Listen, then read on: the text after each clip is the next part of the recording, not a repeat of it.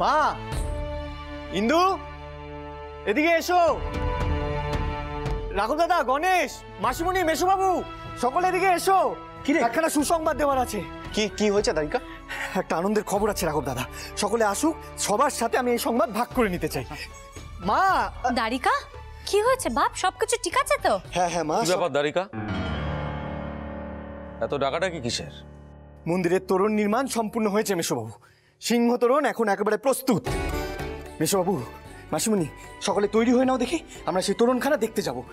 এই গণেশ, পালকি বের করতে বল, যা যা। হ্যাঁ, তাহলে আমি তোর বউঠানদের তৈরি হতে বলি। হ্যাঁ, যাই তাড়াতাড়ি করে। দাঁড়াও গণেশ, আমরা কোথাও যাবো না দারিকা।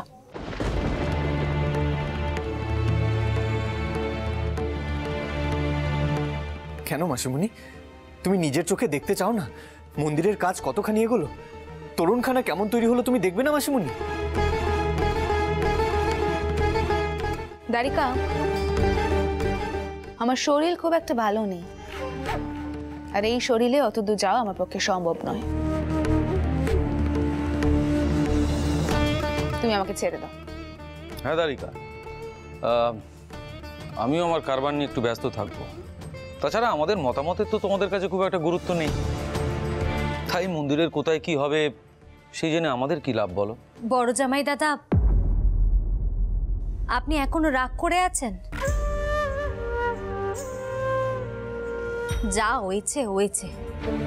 এই মন্দির তো কারোর একার নয়, এই মন্দির তো আমাদের পরিবারের সকলের। আপনারা যদি না থাকেন তাহলে কেমন করে হবে বলুন দেখি? দেখো জগদম্বা, এই মন্দির তৈরিতে কোনোদিনই আমার বা তোমার দিদির মতামত ছিল না, আজও নেই। আর এই মন্দির তৈরি করার জন্য এত টাকা খরচা করার পক্ষপাতীও আমরা নই। তাই তোমাদের সম্পত্তি তোমরা কিভাবে ধ্বংস করবে সেটা তোমাদের ব্যাপার, এর থেকে আমরা দূরেই থাকতে চাই।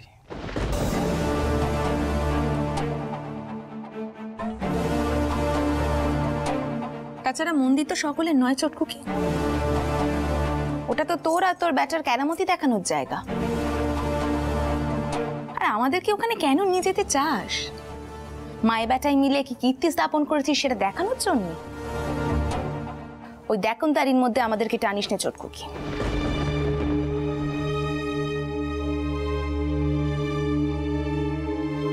মাসিমণি, এ তুমি কি কথা বললে? মেসোবাবু, আমি শুধুমাত্র আমার বাবা মশাইয়ের শেষ ইচ্ছেটুকু পূরণ করছি। এখানে দেখনদারির প্রসঙ্গ আসছে কোথা থেকে মাসিমণি? আমার বা আমার মায়ের কীর্তি স্থাপনের কোনো ইচ্ছে নেই। বাবা মশাইয়ের প্রতি সম্মান জানিয়ে আমরা এই মন্দির নির্মাণ নিয়ে এগোচ্ছি। মাসিমণি, তোমরা এখনো আমাদের উপর এতটাই ক্ষুব্ধ হয়ে আছো? নানা দারিকা, মা বাবা মশাই যাবেন, ওসব রাগারাগি ধরে কেউ বসে থাকে নাকি বল? কি বলো মা? গণেশ, আজকাল সব বিষয়ে তুমি একটু বেশি কথা কইছো। আমার সিদ্ধান্তর কোনো বদল হবে না। এই সিদ্ধান্তই শেষ সিদ্ধান্ত।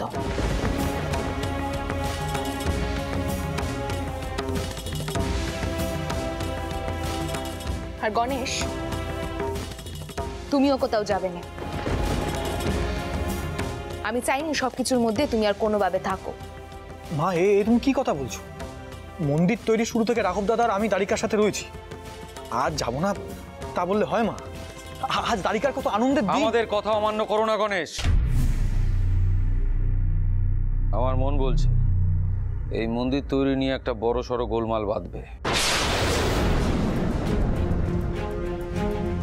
তাছাড়া এটা যাদের ব্যাপার তারা সামলে নেবে, আমরা এই সমস্যার মধ্যে নিজেদেরকে জড়াতে পারবো না। মেসোবাবু, এটা শুধুই আমাদের ব্যাপার, আপনি থাকবেন না আমাদের পাশে? মাসিমণি, তুমি? গণেশ, তুই? পদ্ম, চলো এখান থেকে, এখানে আমাদের আর কোনো কাজ নেই, তুমিও চলো। মা। গণেশ, তুই যাবি না আমার সাথে? দারিকা, তুই যা ভাই, আমি দেখছি।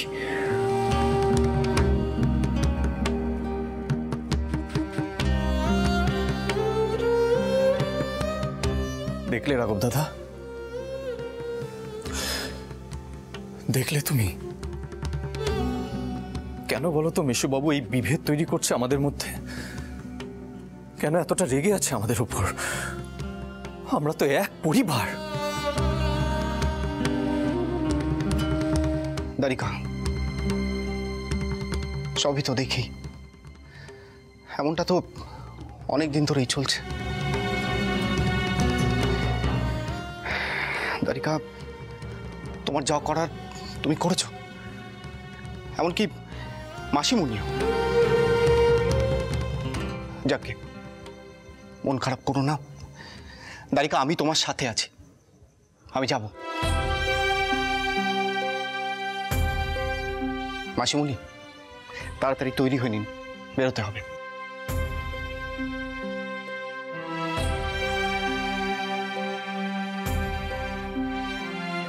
আচ্ছা মা, আমরা যদি পুরো পরিবার একসাথে যেতে পারতাম তাহলে খুব ভালো হতো, তাই না?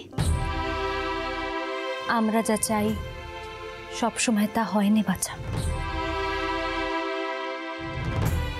খারাপ ভালো সবকিছু সঙ্গে নিয়ে তো এগিয়ে চলতে হয় বল।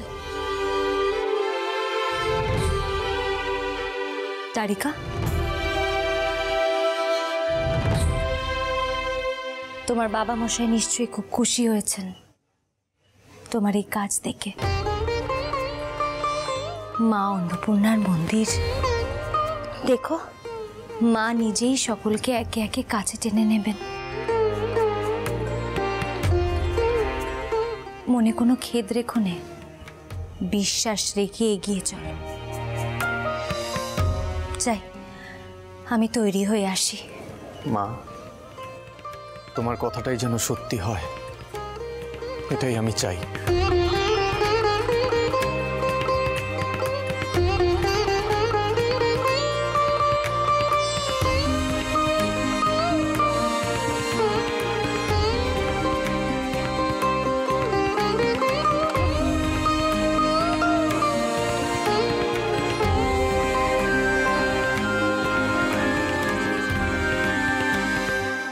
আচ্ছা মা, তো কইলেন যে সবাই আবার আগের মতো এক হয়ে যাবে। আপনার এমন মুখ কেন আছে আমি দেখতে পারিনি, তাকে আপনি বোঝেননি? আমার যে বড় কষ্ট হয়।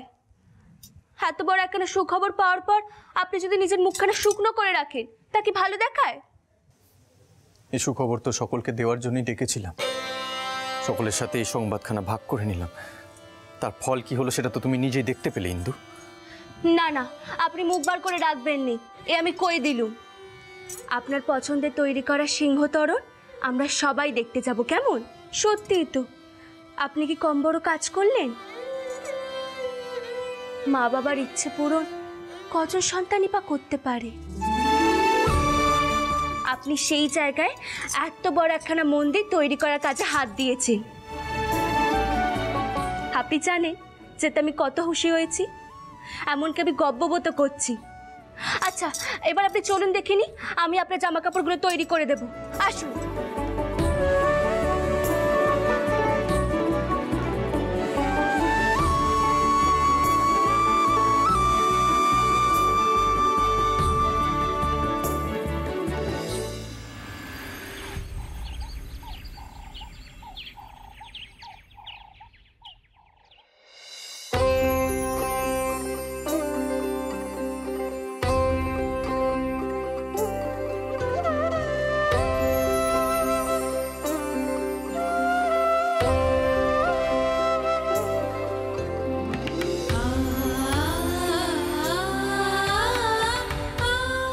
কি হলো ইন্দু, হলো?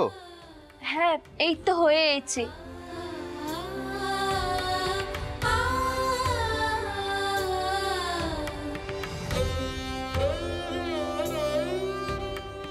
হয়ে গেছে।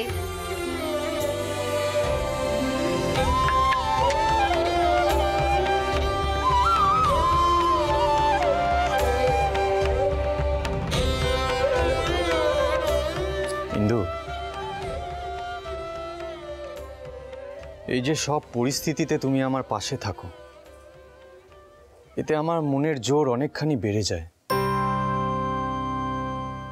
আজকে সত্যি মাসিমণি আর মিশুবাবুর আচরণে আমি খুব দুঃখ পেয়েছি। শুধু মায়ের মুখের দিকে তাকিয়ে আর তোমার কথা শুনে আমি এটাই ভাবলাম, দুঃখ করে কি লাভ? এই জীবনে সবাইকে একসঙ্গে খুশি করা যায় না।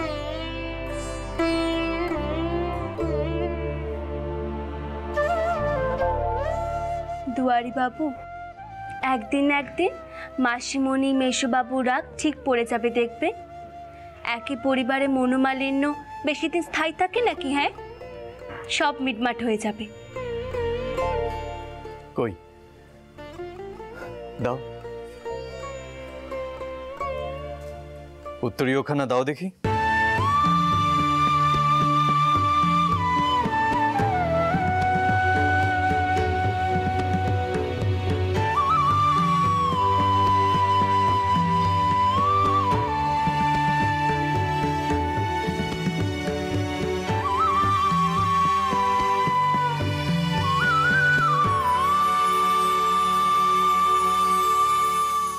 আজ না হয় আমি পড়িয়ে দিই।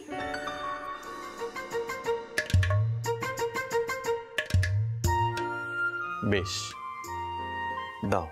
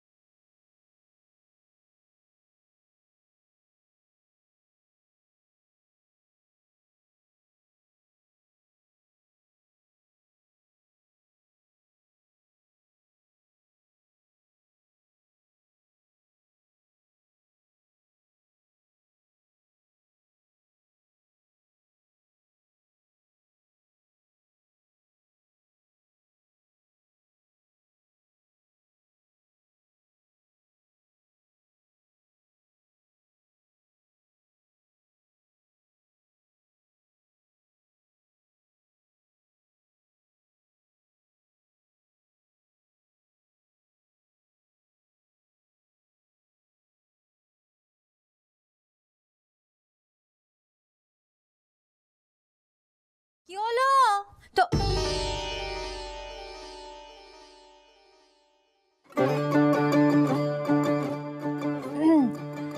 তোরা তৈরি হই নে, আমি বাইরে গেলুম।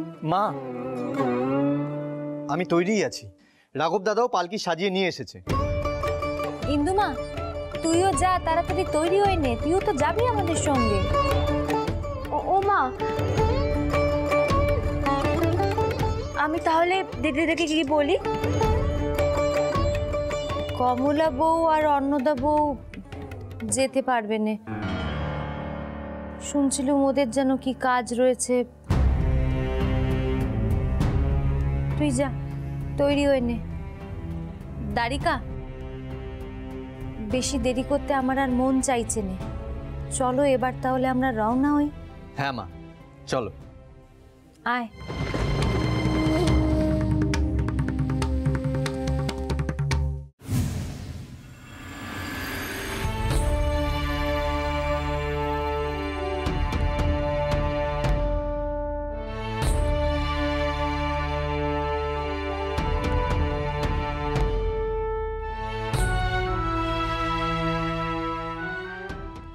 দাঁড়াও, পালকি নামিয়ে দাও।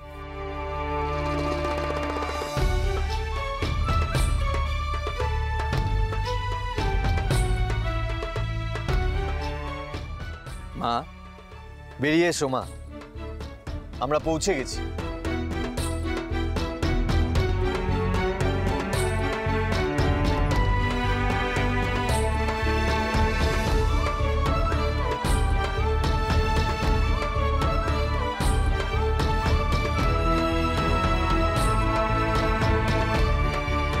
এসো মা, এসো রাঘব, এসো ইন্দু।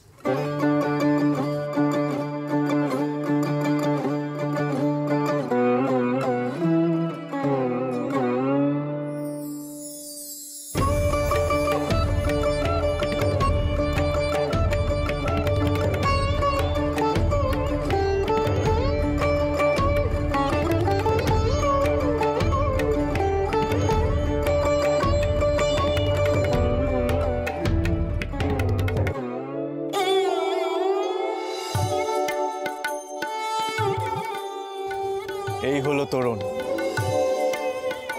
মন্দিরের সিংহ তরুণ। এবার বলো মা, কেমন লাগছে তোমার? তুমি খুশি তো?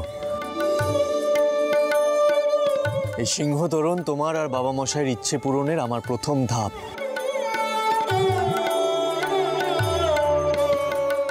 এরপর আমি মন্দির সম্পূর্ণর কাজে হাত দেব।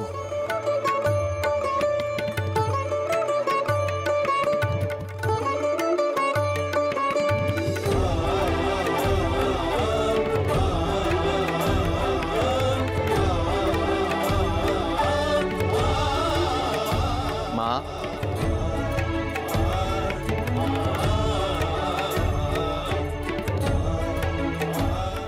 আমি আর কি বলবো রে বাপ, আমি যে সত্যি বাকরুদ্ধ। সন্তান যখন বাপ মায়ের স্বপ্ন পূরণের দায়িত্ব নেয়, তা সার্থক করে তোলে, তখন বাপ মায়ের জীবন শিক্ষে সন্তানকে মানুষ করে তোলার সংস্কার সার্থক হয়ে ওঠে।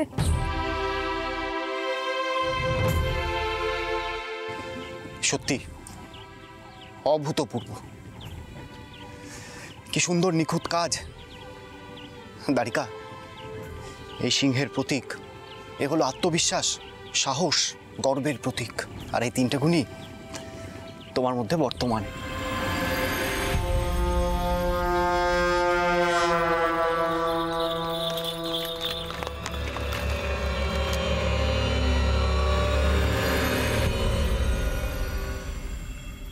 আমি আপনার কাছে বরাবর কৃতজ্ঞ থাকব। এত মান দিয়েছেন আপনি আমাকে, আমার সমস্ত স্বাদ পূরণ করার কত চেষ্টা করেছেন আপনি। আর যদি আপনি থাকতেন, কবে আপনার বুক কানা ভরে উঠত। আপনার বেটা পেরেছে আপনার পথ অনুসরণ করতে, সেই পেরেছে।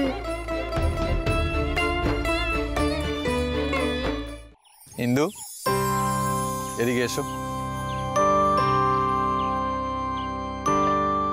তুমি কিছু বলবে না? আপনার এই কীর্তি চাক্ষুষ করেছে স্ত্রী হিসেবে আমার নিজেকে ধন্য মনে হচ্ছে দুয়ারি বাবু।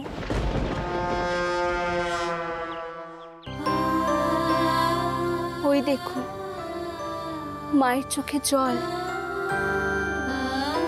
আমার মনে হয় মা হয়তো সৌরমোষের কথা ভেবেই কাঁদছেন। দ্বারিকা, মাসিমণির কাছে যাও, উনি বিচলিত হয়ে পড়েছেন। যাও।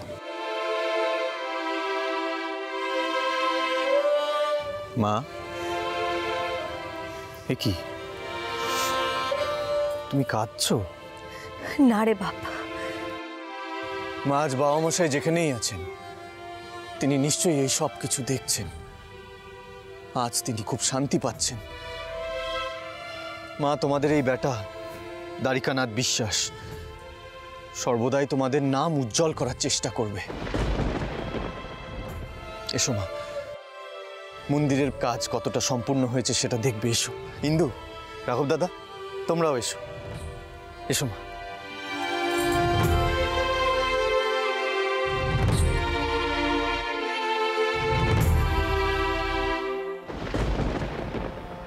আগে কথা দেখলেন, একখানা সিংহ তোরণ বানিয়ে দ্বারিকানাথের পা যেন মাটিতেই পড়ছে না। আমি ভাবছি অন্য কথা, ক্ষীরোদ। এত খরচা খরচ দ্বারিকানাথ করছে কোথা থেকে? মন্দিরের যা কলেবর তাতে তো বিস্তর খরচা।